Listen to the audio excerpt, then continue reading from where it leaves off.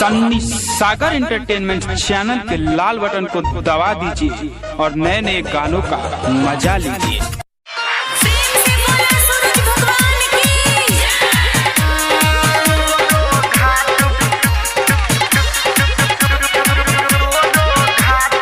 अभी आप सुन रहे हैं राइटर सनी सागर को।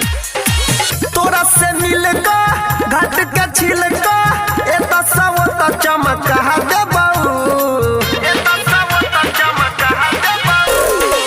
तोरा से मिलका घाट के छिलका ए तो सब तो चमका दे बाऊ। दे दे अपन मोबाइल नंबर तो तोरो घाट बना दे बौगे।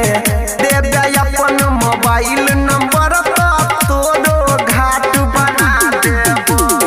अभी आप सुन रहे हैं तेनवाली से माँ दुर्गा म्यूजिक की प्रस्तुति सुमित सतीश रईमा। अभी आप सुन रहे हैं राइटर सनी सागर को। मन लेना बात तू हमर गे, हमरा बना लेना तू लभर गे। लग में बैस को बात करे होइस को करे नहीं के करो तू फिकर गे।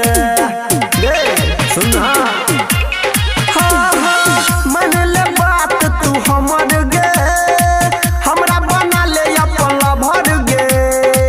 लग में बैस को बात करे होइस को करे नहीं के करो तू फिकर गे। चकमाक करता लट्टू बे बरता मोर करी हम लगा देबो। देबे अपन मोबाइल नंबर तो तोरो घाट बना देबो गे जानू। देबे अपन मोबाइल नंबर तो तोरो घाट बना देबो। अभी आप सुन रहे हैं तेनवाली से माँ दुर्गा म्यूजिक की प्रस्तुति सुमित सतीश रईमा।